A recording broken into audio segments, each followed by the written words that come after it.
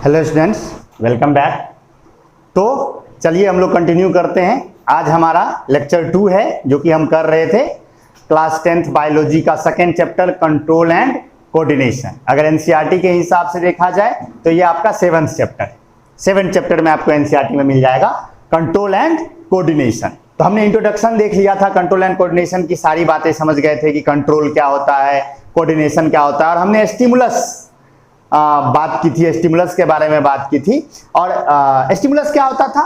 Stimulus हमारे surrounding में होने वाला या लिविंग ऑर्गेनिज्म के सराउंडिंग में होने वाला एक ऐसा चेंज जिसके लिए वो रिएक्ट और रिस्पॉन्ड करता है, स्टिमुलस कहलाता है।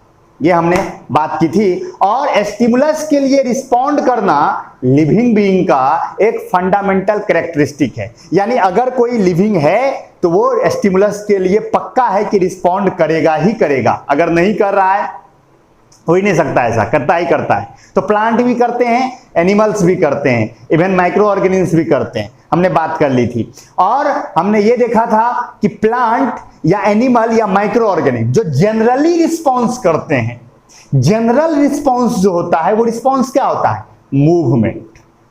बात की थी हमने कि जनरली हम स्टिमुलस के लिए जो हमारा रिस्पॉन्स होता है वो मूवमेंट होता है। या तो हम स्टिमुलस की ओर जाते हैं या स्टिमुलस से दूर भागते हैं। नहीं, सांप को देखा तुमने, रिस्पॉन्स करोगे ना, दूर भागोगे, या उसके और भी जा सकते हो, डिपेंड करता है। तो ज्यादा करेजियस है, सांप मारने वाला है तो उठा के लाठी चल देगा उसकी, या भाग भी सकता है भाई, वो अलग अलग बात है, समझ रहे हो ना। लेकिन मेरे कहने का मतलब यह है कि अगर स्टिमुलस है तो आप पक्का रिएक्ट या रिस्पॉन्ड करोगे ही करोगे। ठीक है, तो आज हम लोग control and coordination in plant से स्टार्ट कर रहे हैं कि प्लांट में कंट्रोल और कोऑर्डिनेशन कैसे होता है, यानी प्लांट अपने स्टिमुलस के लिए कैसे रिस्पॉन्ड करता है। समझ गए? तो चलिए स्टार्ट करते हैं आज का टॉपिक। आई होप आप सभी घर में होंगे, स्वस्थ होंगे। Let's start. तो हमें यह समझ में आ चुका है कि स्टिमुलस के लिए रिस्पॉन्ड करना लिविंग बीइंग का फंडामेंटल कैरेक्टरिस्टिक है, और स्टिमुलस का जो जनरल रिस्पॉन्स है वो मूवमेंट है। मूवमेंट है। और हमें यह भी पता चल चुका है कि कोई भी स्टिमुलस के लिए रिस्पॉन्ड करने के लिए आपके बॉडी के या लिविंग बीइंग के बॉडी के अलग अलग ऑर्गन्स के बीच में कोऑर्डिनेशन होना चाहिए। यह भी हम समझ चुके हैं। तो प्लांट का मूवमेंट, आपको यह बात अच्छी तरह पता है कि प्लांट्स कैन नॉट लोकोमोट, यानी प्लांट लोकोमोट नहीं कर सकते, वो अपने पोजीशन को चेंज नहीं कर सकते। वो जहां हैं वही रहने के लिए विवश होते हैं, वो अपने जगह को बदल नहीं सकते, लेकिन वो मूवमेंट जरूर शो करते हैं। तो आज के लेक्चर में हम यही बात करेंगे कि वो मूवमेंट करते कैसे हैं। समझ गए? देखिए, प्लांट जनरली दो तरीके से मूवमेंट करता है। उसको अगर मूवमेंट करना है तो वो दो चीज कर सकता है। तो क्योंकि उसके पास कोई स्केलेटल सिस्टम तो है नहीं, हम लोग की तरह बोन नहीं है, मसल्स नहीं है कि वो मूव करेगा। उसके पास तो बस cell cell cell cell cell पूरे सेल का बना हुआ है, टिश्यू है, पूरा हार्ड सेल्स है, सेलुलोज है, सेल्स जनरली वो भी नहीं कर सकता। तो सवाल उठता है प्लांट मूव करेगा कैसे, प्लांट में मूवमेंट होगा कैसे? तो उसके पास दो रास्ते हैं। फर्स्ट इज, वो क्या करेगा? ग्रोथ को चेंज करेगा। क्या करेगा? ग्रोथ को चेंज करेगा, ग्रोथ को इफेक्ट करेगा। ग्रोथ को इफेक्ट करके वो मूवमेंट शो कर सकता है। अब आपको कहे सर ग्रोथ को इफेक्ट करके मूवमेंट कैसे शो करेगा? तो आप ऐसे समझिए कि मान लीजिए यहां पर ये एक, मान लीजिए प्लांट का एक स्टेम है। एक मिनट, सपोज कीजिए ये स्टेम जनरली सीधे बढ़ रहा है। अब अगर सोचिए कि प्लांट को अगर इधर मुड़ना होगा, टू द राइट, इधर की ओर मुड़ना होगा, मेरे राइट आपके लेफ्ट दिख रहा होगा, टू द राइट अगर मुड़ना चाहेगा तो प्लांट क्या करेगा ना, देखिए ध्यान से, ये वाला पोर्शन जो है प्लांट का, ये वाला पोर्शन, उसको वह क्या करेगा? कम ग्रो करेगा, और इस वाला पोर्शन को ज्यादा ग्रो करेगा। तो आप देखिए जरा, ये ऐसे ग्रो कर रहा है, ये वाला पोर्शन अगर ज्यादा ग्रो करेगा, ये पोर्शन कम ग्रो करेगा, तो ये क्या ऐसे बेंड होने लगेगा? समझ में आया? इसने ग्रोथ को इफेक्ट किया, उसने अनइक्वल ग्रोथ किया। उसने प्लांट ने अपने स्टेम के एक पार्ट को कम ग्रो किया, दूसरे पार्ट को अधिक ग्रो किया। रिजल्ट क्या हुआ? स्टेम मुड़ गया। आप सोचिए ना, ये पार्ट कम ग्रो करेगा, ये पार्ट ज्यादा ग्रो करेगा तो मुड़ जाएगा। ठीक उसी तरह अगर ये पार्ट कम ग्रो करे, ये पार्ट ज्यादा ग्रो करे, इधर मुड़ जाएगा। अगर ये पार्ट कम ग्रो करे, ये पार्ट ज्यादा ग्रो करे, उधर मुड़ जाएगा, इधर मुड़ जाएगा। समझ गए? तो फर्स्ट मेथड है प्लांट के पास, अगर प्लांट को मूवमेंट शो करना है तो पहला उसके पास क्या तरीका है, by affecting the growth, growth को इफेक्ट कर दो फर्स्ट, ये तो पहला चीज हो गया। सेकेंड होता है कि वो अपने सेल के शेप को चेंज कर सकता है, प्लांट अपने सेल के शेप को बदल देगा। कैसे बदलेगा, by decreasing the water concentration, turgidity को खत्म कर देगा। आपको पता है ना स्टोमाटा का ओपनिंग क्लोजिंग, स्टोमाटा का ओपनिंग क्लोजिंग लैब प्रोसेस में पढ़ा आपने, कैसे ओपनिंग क्लोजिंग होती है, by changing the turgor pressure, water को बढ़ा करके घटा करके अमाउंट ऑफ वाटर को चेंज करके सेल के शेप को चेंज किया जाता है, जिससे कि स्टोमाटा खुलता बंद होता है। एक तरह से मूवमेंट ही है, स्टोमाटा का खुलना बंद होना एक तरह से मूवमेंट है ना। तो ये हम यहां पर मूवमेंट प्लांट कैसे परफॉर्म कर रहा है, by changing the turgor pressure. Turgor pressure मतलब क्या, by changing the amount of water in the cell, अपने सेल के अंदर में वाटर के अमाउंट को वेरी करके वो क्या कर सकता है, अपने शेप अपने में मूवमेंट शो कर सकता है। तो ये दो तरीके बनते हैं प्लांट के पास। पहला तरीका by changing by affecting the growth, and second by affecting the amount of water in the cell. Okay, तो ये हो गए प्लांट के ग्रोथ के दो तरीके और मूवमेंट के दो तरीके। इस तरह से प्लांट मूवमेंट, तो पहला तरीका है कि प्लांट अपने ग्रोथ को इफेक्ट करेगा, दूसरा तरीका है कि वो अपने सेल के अंदर में अमाउंट ऑफ वाटर को चेंज करेगा। अब जरा ध्यान से देखिए, ग्रोथ को जब इफेक्ट करेगा तब जो मूवमेंट होगा वो ग्रोथ डिपेंडेंट मूवमेंट होगा। ध्यान से सुनिएगा मैं क्या कह रहा हूं कि पहले केस में जब प्लांट अपने ग्रोथ को इफेक्ट कर रहा है तब जो मूवमेंट है वो कैसा मूवमेंट है, ग्रोथ डिपेंडेंट मूवमेंट है, क्योंकि इस मूवमेंट के दौरान प्लांट का ग्रोथ इफेक्ट हो रहा है। और दूसरा केस क्या था, अमाउंट ऑफ वाटर को चेंज करना। तो अगर अमाउंट ऑफ वाटर को चेंज करेगा उसको ग्रोथ से कोई लेना देना नहीं, यानी वो जो होगा उसमें ग्रोथ डिपेंडेंट नहीं होगा।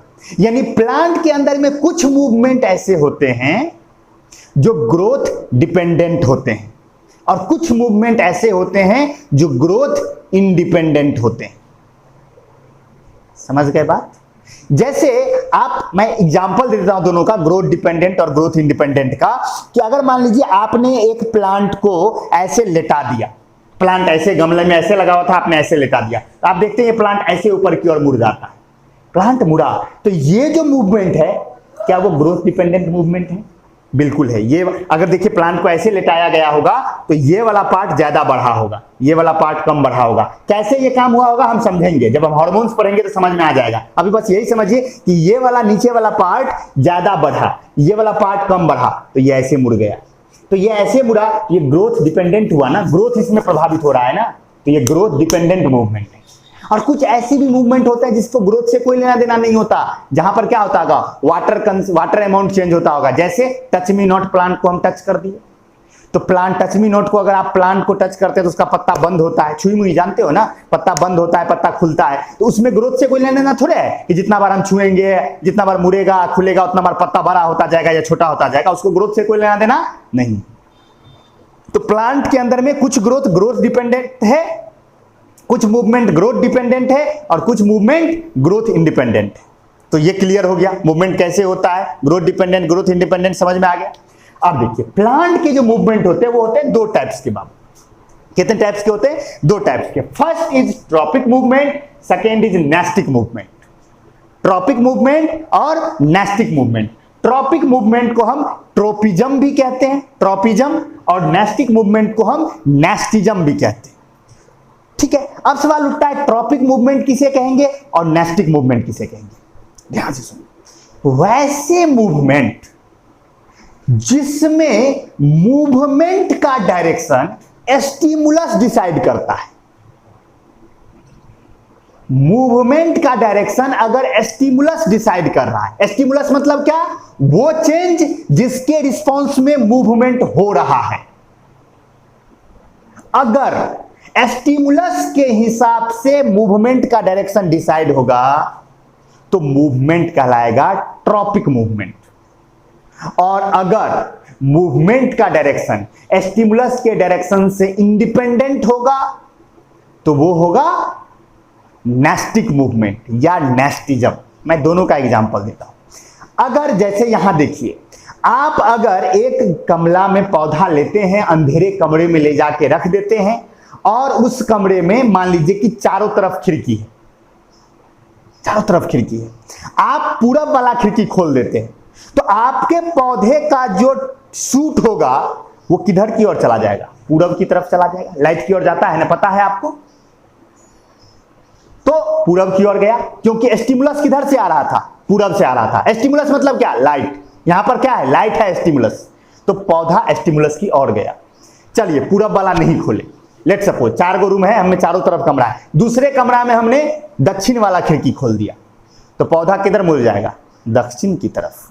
उसका दूसरे कमरे में हमने पश्चिम वाला खिड़की खोल दिया, तो पौधा किधर मुड़ जाएगा? पश्चिम की तरफ। उत्तर वाला खोल दीजिए, पौधा किधर मुड़ जाएगा? उत्तर की तरफ। यानी इस केस में प्लांट का मूवमेंट का डायरेक्शन कौन डिसाइड कर रहा है? स्टिमुलस डिसाइड कर रहा है। प्लांट किधर मुड़ेगा वो कौन डिसाइड कर रहा है? स्टिमुलस डिसाइड कर रहा है। स्टिमुलस जिधर से आ रहा है पौधा उधर की ओर जा रहा है, यानी स्टिमुलस के हिसाब से मूवमेंट हो रही है। तो ऐसे मूवमेंट को कहते हैं ट्रॉपिक मूवमेंट या ट्रॉपिज्म। समझ में आया? और जब इंडिपेंडेंट हो, जब स्टिमुलस किधर से भी आए मूवमेंट हो जाए, तो वो कहलाएगा नेस्टिक मूवमेंट। जैसे टच मी नॉट को आप ऊपर से छूइए तब भी ऐसे ही बंद होगा, नीचे से छूइए तब भी ऐसे ही बंद होगा, बाएं से छूइए तब भी ऐसे ही बंद होगा, दाएं से छूइए, कुछ भी कीजिए ऐसे ही बंद होगा, ऐसे ही बंद होगा। यानी कि उसको कोई मतलब नहीं कि आप किधर से छू रहे, डायरेक्शन कुछ भी हो, मूवमेंट का डायरेक्शन फिक्स है। ऐसे मूवमेंट को कहा जाता है नेस्टिक मूवमेंट। आई होप आपको समझ में आ गया हो। तो direction of movement is independent of direction of stimulus, तो क्या हो गया? Nastic movement. समझ में आया? तो अब हम बारी बारी से दोनों पढ़ेंगे। सबसे पहले हम लोग आएंगे ट्रॉपिक मूवमेंट पे, यानी कि ट्रॉपिज्म। अब देखिए ट्रॉपिक मूवमेंट में क्या हो रहा है? स्टिमुलस के हिसाब से मूवमेंट हो रही है। तो अब दो बातें हो सकती हैं, या तो प्लांट स्टिमुलस की ओर जा सकता है या स्टिमुलस से दूर भाग सकता है। मतलब प्लांट नहीं भागेगा, प्लांट का बॉडी पार्ट भाई, प्लांट थोड़े भाग सकता है, उसके पास पैर है क्या उठ के भाग जाएगा? प्लांट भाग नहीं सकता, उसके बॉडी पार्ट्स। जैसे अभी हमने एग्जांपल लिया कि जब हमने अंधेरे कमरे में बंद किया तो पौधा किधर गया? लाइट की ओर गया, तो स्टिमुलस की ओर जा रहा है ना। कई बार ऐसा होता है कि वो स्टिमुलस से दूर भागता है, स्टिमुलस से दूर भागता है। जैसे एग्जांपल के लिए आप पौधा को लेटा दीजिए तो पौधा ऐसे ऊपर की ओर चला गया। यहां पे स्टिमुलस कौन है? ग्रेविटी है। ग्रेविटी खींच रहा है उसको नीचे, लेकिन पौधा ग्रेविटी की ओर, पौधा थोड़े से नीचे जा रहा है, पौधा तो ऊपर जा रहा है। तो यहां जो मूवमेंट है वो स्टिमुलस के अपोजिट है।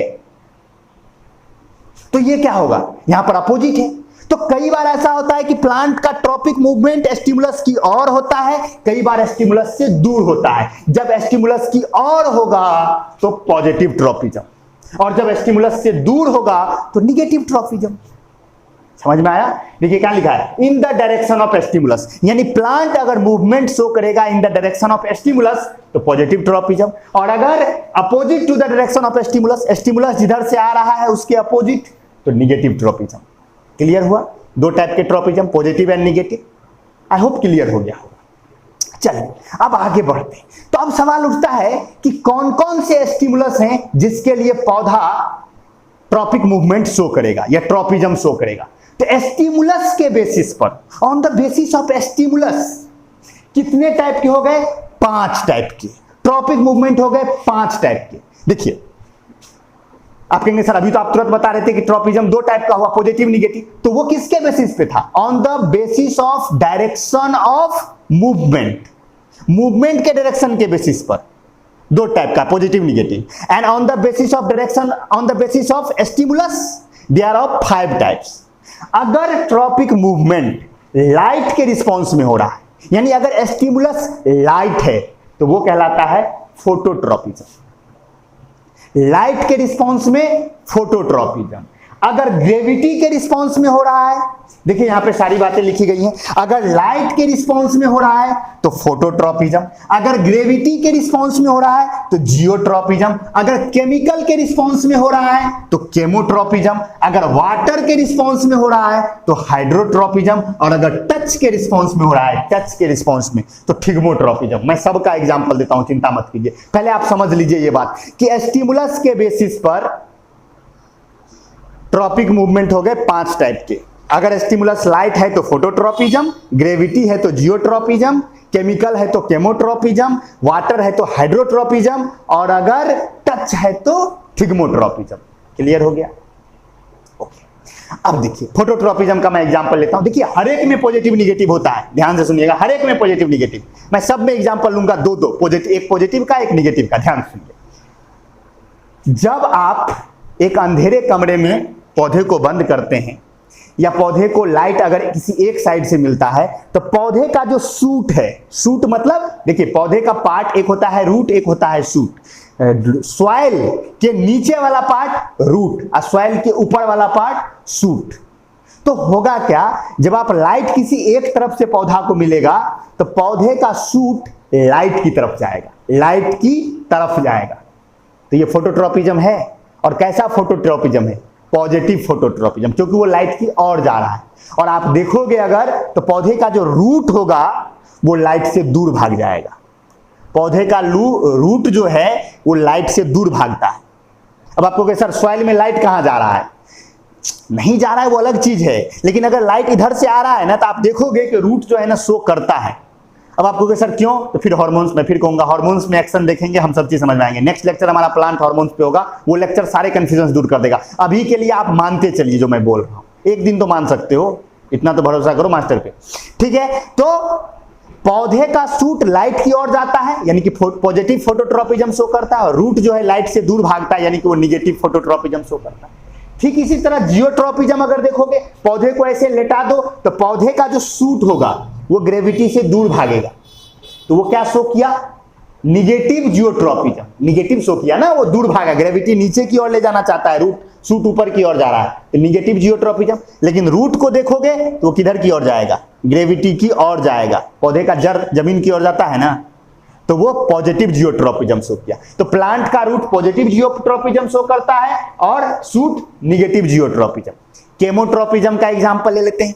केमोट्रोपिज्म का एग्जांपल अनेक हो सकता है केमिकल के रिस्पॉन्स में। इसका सबसे अच्छा एग्जांपल होता है कि जब पॉलन ग्रेन, अगर आप कभी प्लांट का फर्टिलाइजेशन पढ़े हो, क्लास 8th में या 7th में पढ़ाया जाता है प्लांट का फर्टिलाइजेशन रिप्रोडक्शन में, तो आप अगर नहीं पढ़े हैं तब भी सुन लीजिए कि आप जनरली जानते हैं कि मेल पॉलन आता है और एस्टिग्मा के ऊपर में गिरता है, और वहां से एक पॉलन ट्यूब बनता है जो ओव्यूल के अंदर जाता है, जो कि ओव्यूल के अंदर ओवम होता है।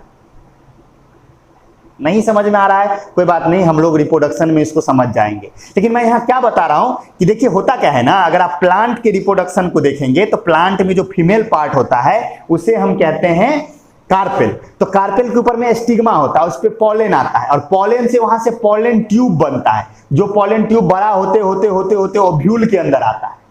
तो ये जो पॉलन ट्यूब है वो ओव्यूल के अंदर आया, कैसे पता चला उसको कि ओव्यूल कहां है? वो केमिकल से पता करता है, यानी वो ओव्यूल की ओर जा रहा है, या केमिकल्स मेन बात है।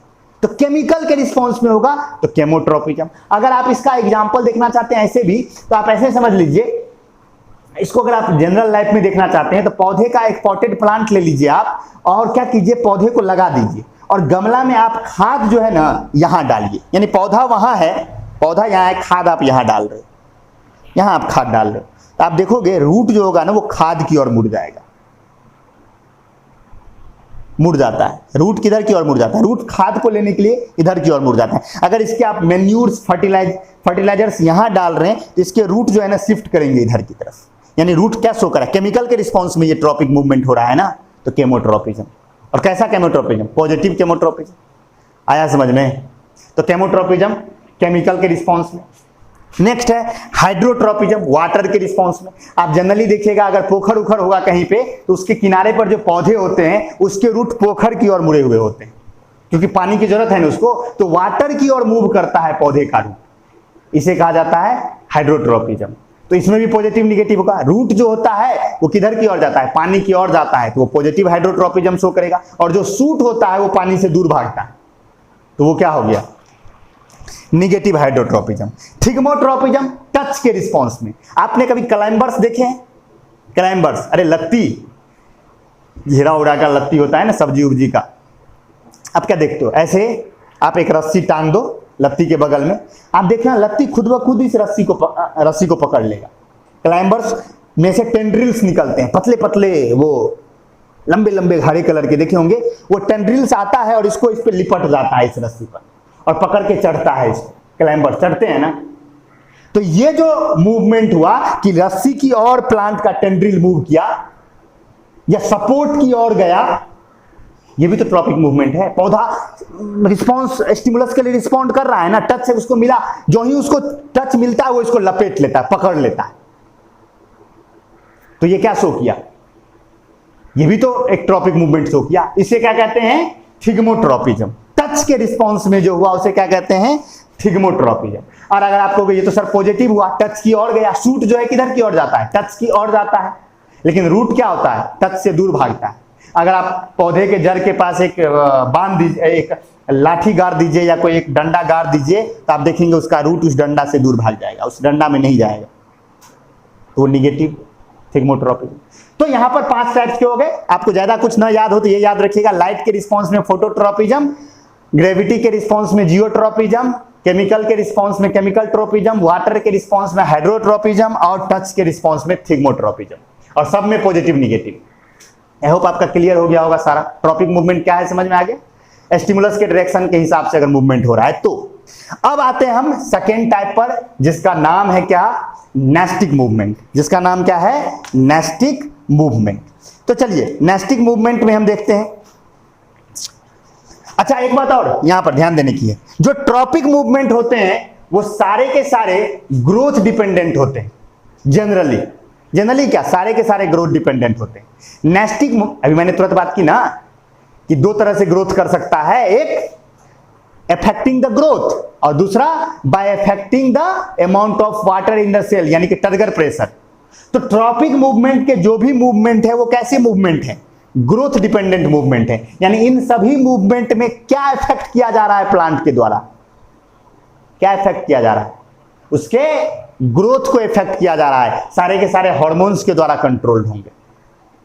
समझ में आया? तो tropic movements are growth dependent movement. तो जो ट्रॉपिक मूवमेंट है वो क्या हो गया? ग्रोथ डिपेंडेंट हो गया, यानी कि ये ग्रोथ से जुड़ा हुआ मूवमेंट है। और देखिए होता क्या है, जब ट्रॉपिक मूवमेंट होता है ना तो स्टिमुलस जो है ना पौधे के अलग अलग पार्ट को अलग अलग रूप से इफेक्ट करता है। मतलब सभी पार्ट्स इक्वली इफेक्ट नहीं होते हैं।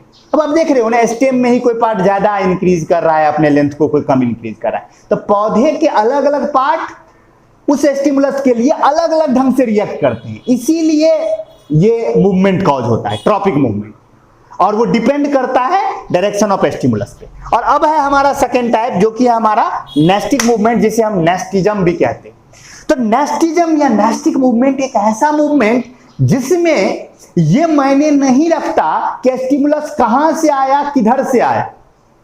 मूवमेंट उससे कोई लेना देना नहीं है। मूवमेंट जिधर होना है उधर ही होगा। जैसे मैंने एग्जांपल कुछ देर पहले बताया था आपको, टच मी नॉट, किधर से भी टच कीजिए टच मी नॉट वैसे ही अपना बंद करेगा। समझ गए? तो नेस्टिक मूवमेंट, जिसमें डिफिनीशन यहां लिखा हुआ है कि direction of movement is independent of direction of stimulus. Stimulus कहीं से आए वही मूवमेंट होगा। इसमें क्या होता है? इसमें जो स्टिमुलस आता है ना वो पूरे प्लांट बॉडी को इक्वली इफेक्ट करता है। समझ गए ना? सब इफेक्टेड होता है। और ये मूवमेंट होता कैसे है? सेल के शेप को बदल करके। बताया था ना, ग्रोथ मूवमेंट 2 तरह से, by affecting growth and by affecting cell shape. तो नेस्टिक मूवमेंट जो होंगे वो क्या होंगे? जनरली होते हैं बाय अफेक्टिंग सेल शेप। समझ गए? चलिए आते हैं।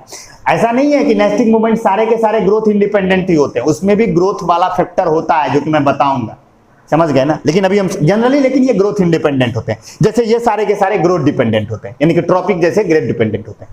नेस्टिक मूवमेंट पे आते हैं। तो इसमें देखिए नेस्टिक मूवमेंट में भी 2 टाइप्स हैं। पहला है सेस्मोनेस्टिक मूवमेंट। सेस्मोनेस्टिक मूवमेंट टच या शॉक, टच या शॉक के रिस्पॉन्स में होने वाला नेस्टिक मूवमेंट कहलाता है सेस्मोनेस्टिक मूवमेंट, या इसका दूसरा नाम है थिग्मोनेस्टिक मूवमेंट। क्या? थिग्मोनेस्टिक मूवमेंट। थिग्मो टच के लिए, यहां भी देखिए ना थिग्मोट्रॉपिज्म था ना टच के लिए, उसी तरह यहां थिग्मोनेस्टिक या seismonastic movement. Touch touch me not plant, जरा हम समझते हैं कि टच मी नॉट प्लांट में कैसे पत्ते बंद होते हैं।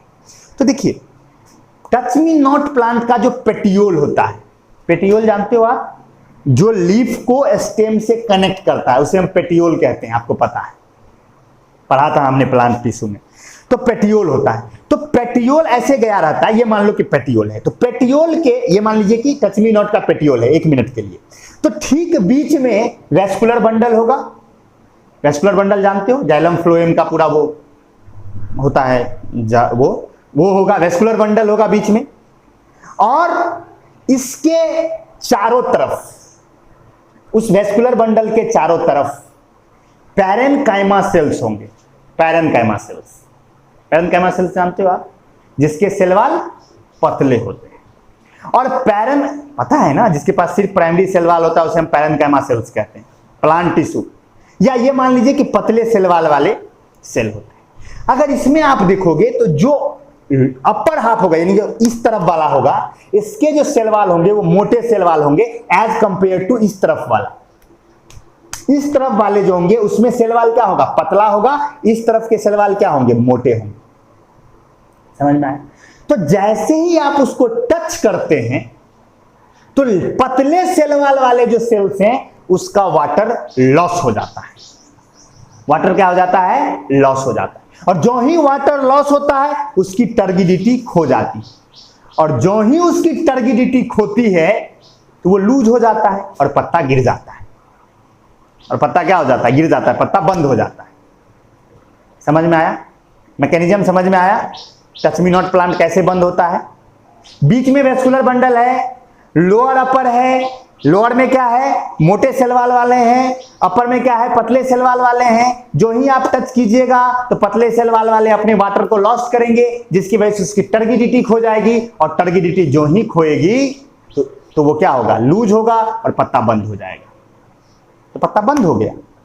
फिर अगर आप कुछ देर तक छोड़ देंगे तो फिर धीरे धीरे उसमें वाटर भरेगा, फिर उसकी टर्गिडिटी वापस आएगी, फिर पत्ते वापस उसी शेप में आ जाएंगे। फिर आप टच कर दीजिएगा, फिर वाटर लॉस कर देगा, फिर बंद हो जाएगा, फिर खुलेगा, बंद होगा, खुलेगा, बंद होगा।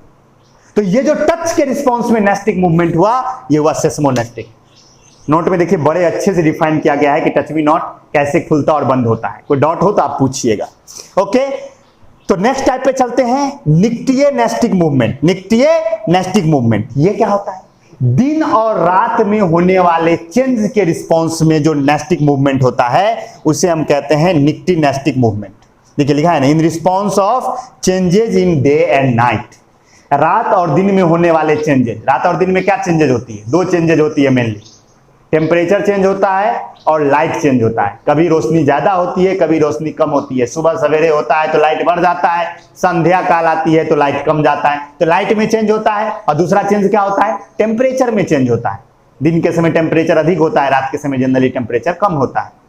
नहीं, आपको नहीं सर हम तो रात को सोते हैं तो हमको ज्यादा गर्मी लगता है आजकल, वो अलग चीज है भाई। लेकिन जनरली धरती क्या होती है, रात के समय ठंडी होती है, दिन के समय गर्म होती है, सूरज की रोशनी आती है ना।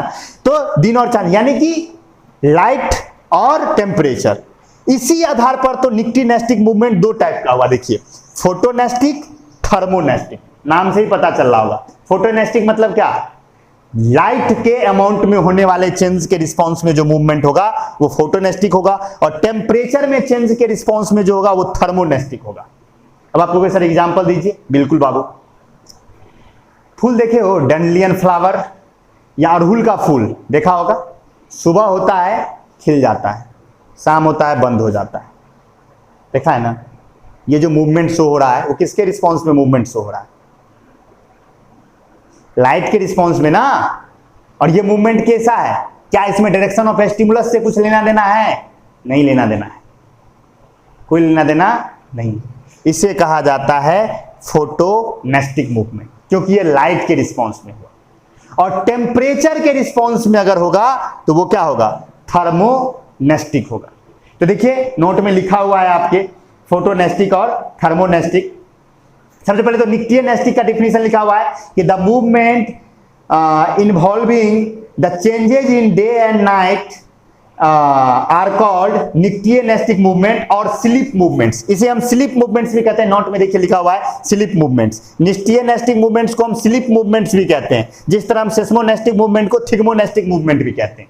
क्लियर है। और नेक्स्ट है they are of two types, first is photonastic movement and second is thermonastic movement. Photonastic movement, if the changes in light, that nesting movement caused by the light stimulus are called photonestic movement। यानी light stimulus के response में जो nastic movement होता है वो कहलाता है फोटोनेस्टिक movement. समझ गए। जैसे एग्जांपल के लिए दिया गया है डैंडलियन फ्लावर, ये मॉर्निंग में खुलता है ब्राइट लाइट में और बंद हो जाता है इवनिंग में जब लाइट फेड होता है, यानी जब लाइट कम होती है तो।